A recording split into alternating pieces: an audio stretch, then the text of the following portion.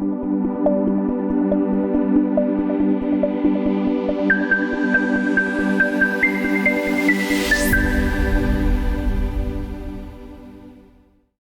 desain instruksional. Desain instruksional adalah suatu proses yang sistematik untuk mendesain suatu program pembelajaran maupun pelatihan untuk memecahkan permasalahan kinerja yang terkait pengetahuan, keterampilan, dan sikap.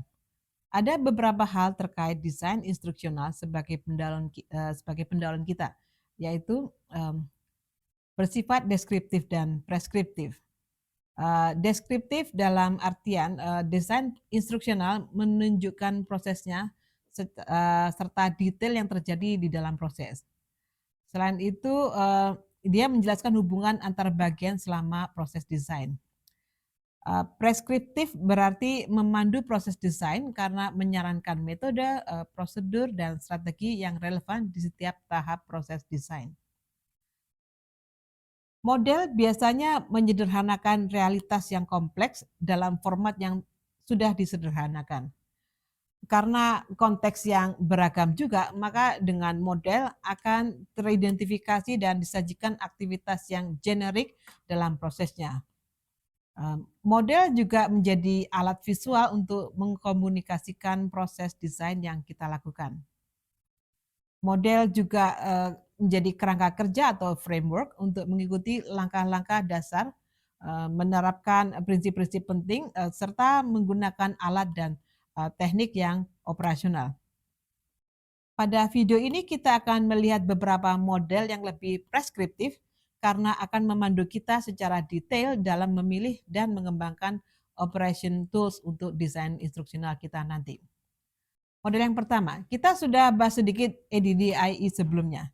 Jadi ADDIE adalah singkatan dari analisis, desain, implementasi, dan evaluasi yang merupakan kegiatan penting untuk merancang pengalaman belajar. ADDIE adalah elemen inti dari banyak model instruksional dan kita bisa menyesuaikan proses ADDIE untuk memenuhi kebutuhan di konteks kita. Baiklah, model pertama yang kita lihat berikut ini adalah model Dig, Carry, and Carry. Model awal dikembangkan pada tahun 1978 dan telah dimodifikasi. Versi yang Anda lihat di layar ini diperkenalkan dalam publikasi terakhir mereka di tahun 2005. Model ini cukup standar dan tentunya salah satu model yang paling banyak digunakan. Model Dig, Carry, and Carry ini adalah salah satu model yang berorientasi sistem yang biasanya dimulai dengan pengumpulan data untuk memutuskan apakah mengembangkan solusi instruksional untuk suatu masalah jika diperlukan. Model ini sangat menonjol dari model lain dengan fokusnya pada penggunaan penilaian kebutuhan atau need assessment dan identifikasi tujuan atau goal identification yang jelas untuk mendesain pembelajaran. Model ini juga banyak digunakan dalam setting organisasi, termasuk industri bisnis, pemerintah, dan juga militer, dan lain sebagainya. Model Dig, Carry, and Carry cukup preskriptif dengan memuat sejumlah alat operasional atau operational tools. Sangat rinci dan berguna selama fase analisis dan evaluasi proyek.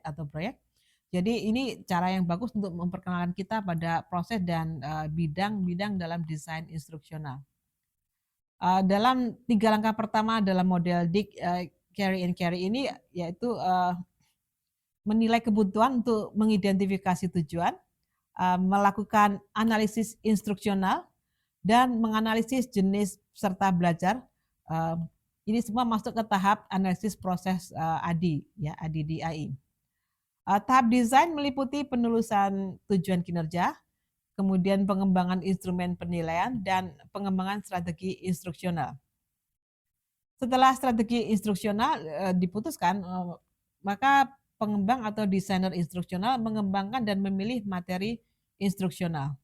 Untuk tahap implementasi tidak ditentukan secara jelas di sini, tetapi melalui evaluasi formatif untuk pembelajaran dalam kelompok-kelompok kecil dan uji coba lapangan, revisi pembelajaran terjadi di sini. Seperti yang diilustrasikan dalam model, revisi semacam itu dapat dilakukan di setiap tahap desain pembelajaran, tergantung pada finding-nya di mana atau temuannya di mana. Tahap evaluasi pada model Dig, Carry, and Carry ini meliputi perencanaan dan pelaksanaan evaluasi formatif dan sumatif dari pembelajaran. Mari kita lanjutkan dengan model yang kedua, model Smith dan Reagan. Model ini berorientasi sistem seperti hanya model Dig, Carry, and Carry. Model Smith dan Reagan awalnya dibuat di tahun 1999 dan telah banyak digunakan juga oleh mahasiswa, pelajar, dan profesional. Ya. Model ini dibagi menjadi 3 fase utama, yaitu analisis, strategi, dan evaluasi. Dan ketiga fase ini merupakan dasar dari 8 langkah terkait proses desain instruksional.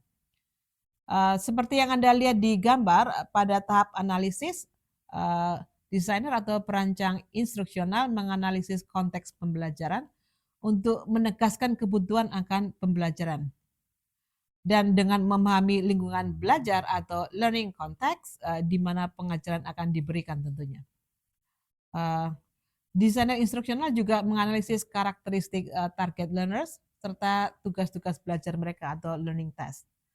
Terakhir, mereka merencanakan penilaian secara keseluruhan dan mengembangkan instrumen penilaian untuk tujuan pembelajaran yang telah diidentifikasi tadi.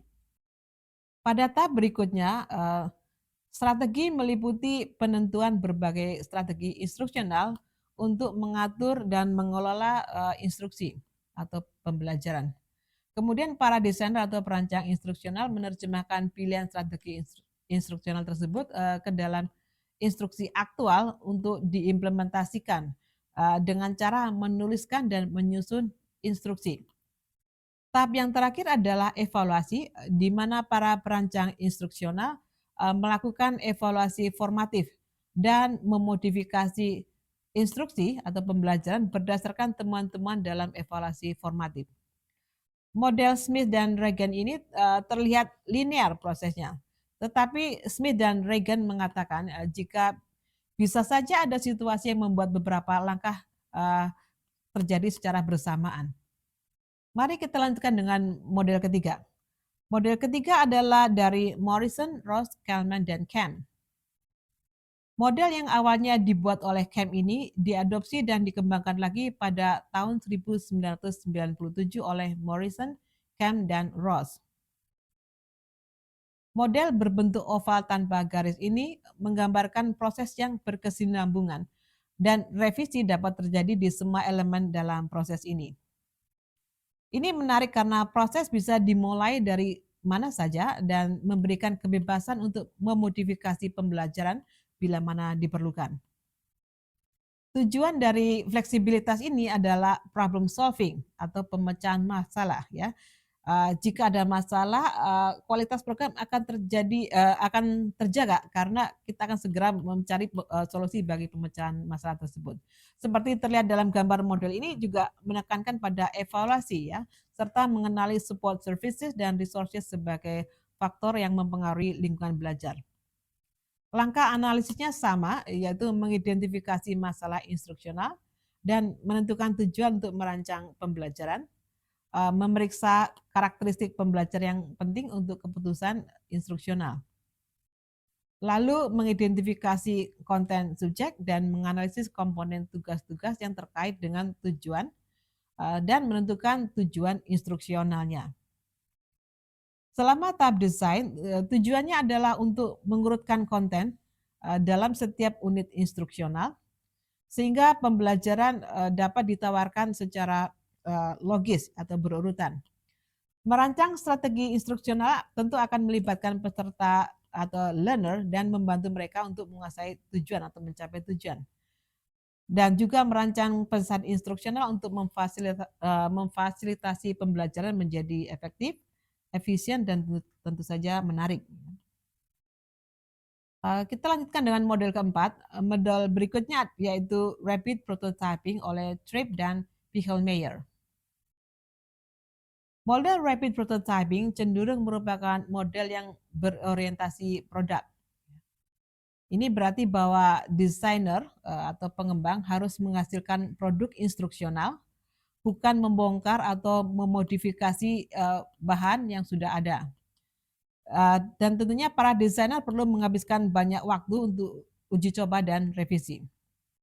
Meskipun desainer atau perancang butuh total waktu lama di awal dan di analisis kegiatannya dapat bermacam-macam, pendekatan prototyping cepat memfasilitasi penilaian tujuan dan membantu membuat rincian desain dengan cepat.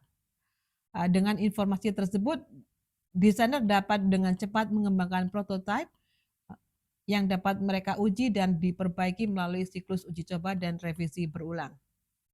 Dan seperti yang Anda lihat, analisis, konstruksi prototipe tentunya, pemanfaatannya dan penerapan desain semuanya berjalan karena secara tumpang tindih atau overlap satu sama lain. Artinya membutuhkan revisi produk di seluruh project. Ya. Pendekatan pembuatan rapid prototyping semacam ini akan membantu klien untuk melihat prototipe sejak awal. Jadi akan membantu komunikasi antara klien atau user dan desainer. Selain itu, pembuatan prototipe dapat mendorong feedback atau umpan balik dari pengguna yang lebih cepat sehingga siklus desain pengembangan menjadi lebih cepat. Namun jika pembuatan prototipe sebelumnya agak prematur dan tidak relevan, maka tentunya akan sangat beresiko ya. Dan pendekatan rapid prototyping ini dapat menjadi tantangan bagi desainer pemula. Terkadang pembuatan prototipe dapat menurunkan motivasi untuk meningkatkan kreativitas dan membuat desain yang lebih menarik dan lebih baik. Ya, begitu kita sudah punya kecenderungan pada satu prototipe tertentu. Ya. Nah, sobat pembelajar, kita telah membahas selintas beberapa model instructional design. Semoga kita tahu perbedaannya serta tahu persamaannya dengan komponen-komponen di dalam ADDIE. Saya mengutip pernyataan dari Gustavo dan Branch, tidak ada satu model desain instruksional yang cocok dengan lingkungan desain dan pengembangan yang begitu banyak dan beragam. Oleh karena itu, seorang desainer instruksional, seorang pengembang pembelajaran harus kompeten dalam menerapkan dan mengadaptasi berbagai model untuk situasi yang dihadapinya. Sobat pembelajar, sampai jumpa di video pembelajaran selanjutnya. Sampai jumpa.